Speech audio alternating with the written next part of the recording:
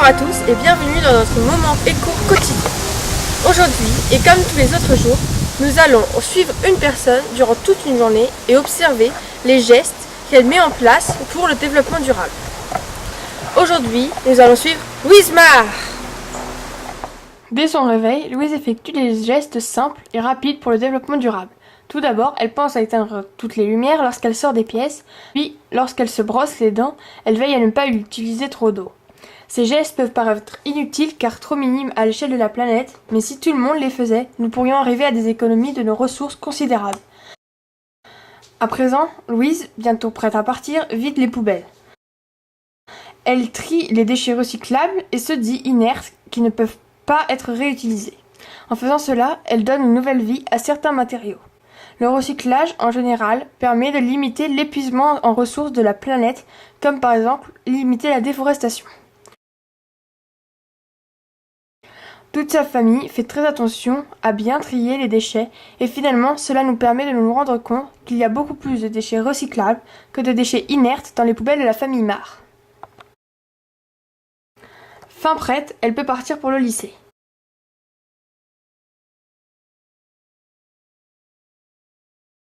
Bien qu'elle habite à 1 heure de son lycée, Louise prend le bus puis le tram tous les matins.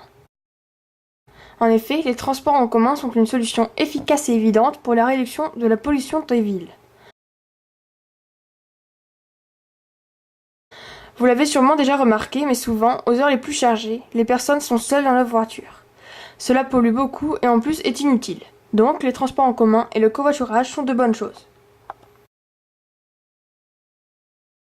Ensuite, après une journée de lycée, elle reprend la route, cette fois-ci en voiture, avec sa mère, mais en faisant du covoiturage. Elle dépose son amie et va faire les courses. Sur le parking, elle trie une fois de plus ses déchets pour que le tri soit le plus précis possible.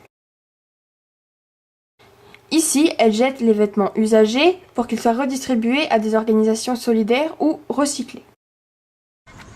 Et là, elle jette les bouteilles et les déchets en verre.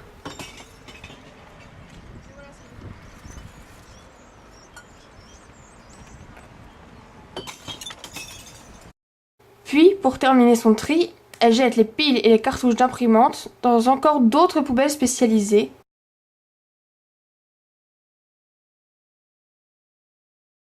Car chaque produit se recycle différemment.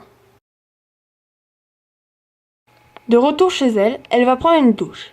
Les douches sont à privilégier face aux bains à cause de la consommation d'eau qui est très importante lors de ces derniers. Bien sûr, les bains ne sont pas interdits à jamais, mais il convient de les rendre rares. La maison de la famille Mar est très bien équipée pour économiser l'eau et l'électricité.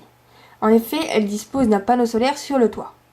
Ce dernier permet de capter l'énergie du soleil pour la réutiliser pour fabriquer l'eau chaude sanitaire et pour le chauffage des radiateurs. En complément, pour les jours sans soleil, la chaudière est équipée d'un programme qui permet de gérer la production d'eau chaude dans la journée. Par exemple, la famille Mar n'a besoin d'eau chaude que de 18 à 23 heures. Donc ces données sont connues par la chaudière qui sait du coup qu'elle ne doit fonctionner que entre ces 2 heures-là. Ce principe est très économique en électricité et permet de ne pas gaspiller trop d'eau chaude. Maintenant, Louise va vider le compost de la famille. En effet, à chaque fois qu'un déchet organique végétal doit être jeté, on le met dans un récipient à part pour ensuite le mettre dans un petit conteneur. Tous ces déchets se dégradent pour devenir, au bout de longs mois, un terreau très riche. La famille Mar pourra ensuite l'utiliser pour le jardinage par exemple. C'est le moyen le plus naturel pour recycler les déchets organiques. Enfin, pour bien terminer sa journée, elle débranche dans la maison tous les appareils qui sont en veille. Les appareils en veille consomment beaucoup d'électricité. Pour éviter cela, il convient d'acheter des appareils dotés du label Energy Star. Opté par la Commission européenne, il garantit une consommation moindre pour les appareils en fonctionnement ou en veille. Merci à tous et à demain!